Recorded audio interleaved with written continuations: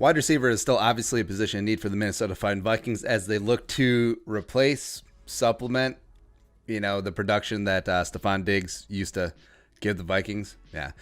Enter Jalen Reagor, the pride of TCU, Horned Frogs, baby. Let's go. Let's talk about him today. So some background. 5'11", 206, former four-star recruit out of, I got this, Wukahashi, Texas. It's a North Dallas, Fort Worth, Metroplex, Burb. There you go. Class of 2017. Big-time recruit. Big-time recruit. 4 stars.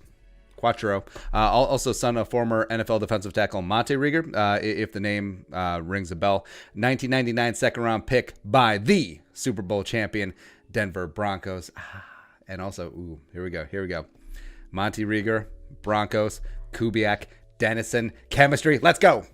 It's fate. It's going to happen. Right. Like we mentioned, what was a massive recruit, 4 stars, recruited by Oklahoma, originally committed, decommitted, was also courted by Tejas, Nebraska, and a gang of other big schools. Eventually decided to stay home, stay local, head to Fort Worth, and Horned Frogs, nice little get for Gary Patterson there.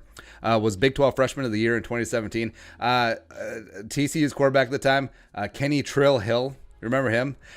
Famously, he was the guy who replaced Johnny Manziel at Texas A&M, and then not so much. But Reagor went off 33 catches, 576 yards, 8 touchdowns as a true freshman, which is always nice. Now, receiving numbers in the Big 12, always take it with a pinch of salt. Look at Reagor's numbers, look at Denzel Mims from Baylor, you look at CeeDee Lamb from Oklahoma. Yeah, okay, all right. Sophomore was the monster year for Jalen.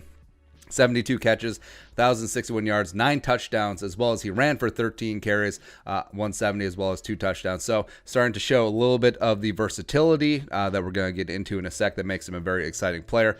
Junior year, 2019 was very meh. We'll get into it why in a second. 43 catches, 611 yards, 5 touchdowns. Ended up being a 2-time second team All Big 12.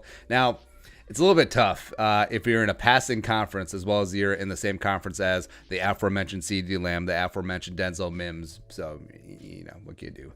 Combine-wise, compact, strong, like I mentioned, 5'11", 206. Put up 17 reps on the bench, which is great for a receiver. Explosive in the very high percentiles in the broad jump as well as the vertical leap. Remind you of anyone? Yeah, a guy who was short, compact, strong, explosive. Percy Harvin one time, come on.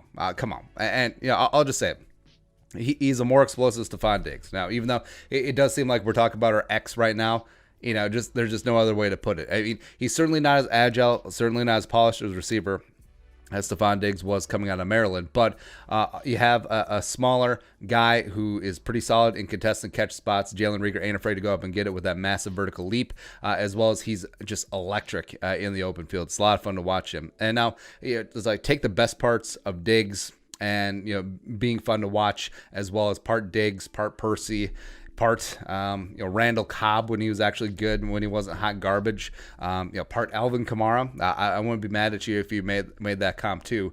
And ironically, since we're talking about Diggs, Diggs fell to the 5th round mainly because of bad quarterback play at Maryland his final year, because they had backup linebackers chucking the ball to him, right? Jalen Reagor is going to get dinged because of lower numbers of 2019, even though he had a massive 2018. I think you need to sort of put those two together. Because TCU is last year there, they had a freshman named Max Dugan who was very okay.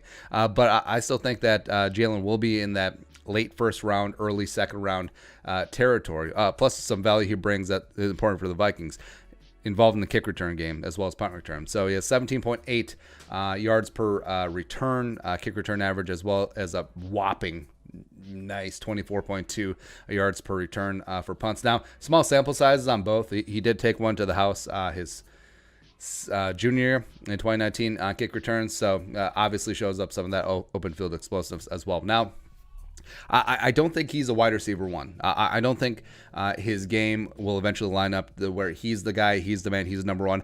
He is a great accent piece. I think he's one of those players that fans really like, a guy who really spices up a team's offense.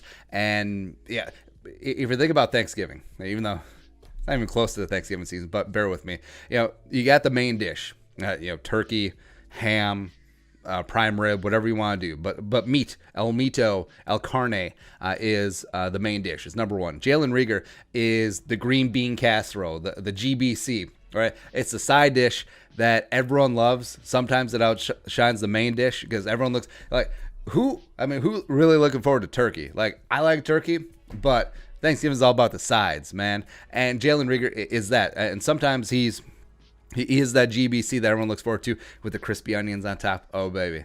And that sort of makes sense because Adam Thielen is dry white meat turkey anyway. No gravy. Yeah. So with Reagor, I wouldn't mind him at 25. Somehow, if he falls into the second and the Vikings maneuver a bit, go up earlier in their second, grab him. It'd be great. It'd be perfect. Grab him and then grab like Tyler Johnson in the fourth round. That'd be sexy. Reagor and Johnson and Thielen and Sharp. Bring it. Let's go. All right, your thoughts, Jalen Reagor, TCU. Let us know in the comment section below. Subscribe, Daily Vikings Takes. If you want to support the work, toss a little something in the Venmo. Plus, hit that join button down below. Find out how you can become a monthly or platinum Jerome player, as well as join us at noon Central Time today. We're going to do a live stream, talk for an hour, a little Vikings Q&A, a little Vikings free agency, a look ahead to the draft, all that fun stuff. But until next time, Skol, production value.